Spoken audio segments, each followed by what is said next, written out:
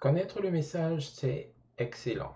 Si vous êtes persuadé que c'est une entreprise d'impression à la demande et que vous avez plus ou moins les grandes lignes de votre message, de ce que vous allez véhiculer, c'est parfait. Mais ça ne suffit pas. Prochaine étape, il faut savoir à qui est-ce que vous allez adresser ces impressions-là, ces t-shirts, ces posters, ces stickers, etc. C'est important de savoir quelles seront les personnes qui seront vos clients. C'est facile de se dire, ok, nous vendons des vêtements, nous vendons des habits. Alors c'est tout le monde, des personnes à la fois, qui peuvent potentiellement acheter nos produits. Euh, Malheureusement, ça ne marche pas comme ça. Ça ne marche vraiment, mais alors vraiment pas comme ça. Exactement comme dans le cas du dropshipping, vous pouvez décider d'y aller extrêmement large, c'est-à-dire vous avez une boutique qui fait de tout. Ça vend des produits pour tout le monde.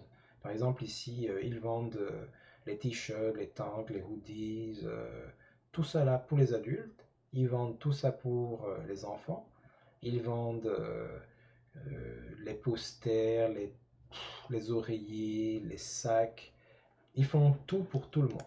Et effectivement, lorsque vous regardez un peu ce qu'ils, par exemple, les choix des éditeurs, vous verrez un peu de tout. Ça, je sais pas qu'est-ce que c'est. Bref. Euh, les années 60. Ah non, ça c'est Gay Pride. Vous avez des animaux, vous avez une tête vide, vous avez vraiment de tout.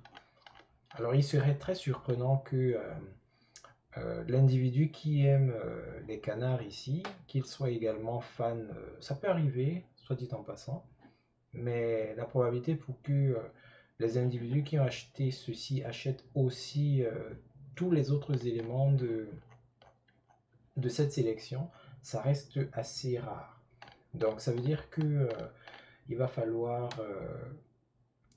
par exemple, un site comme celui-ci s'adresse à vraiment un éventail très large de personnes.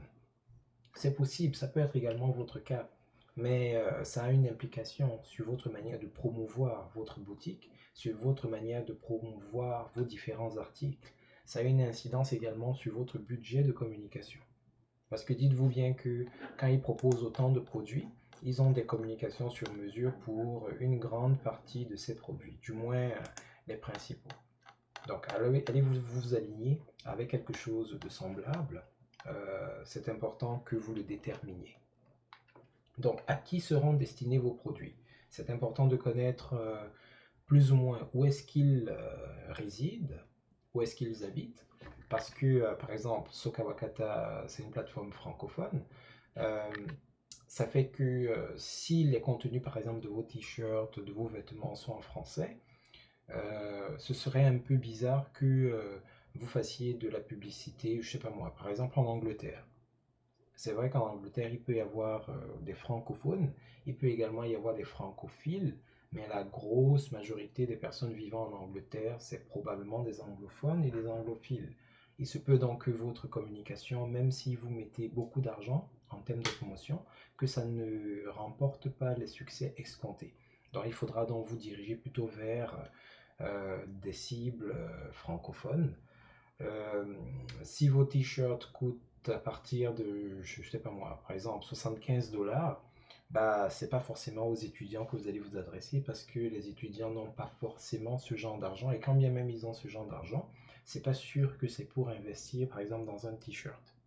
Donc il y a toute une stratégie que vous devrez mettre en place sur la base des personnes à qui vous vous adressez.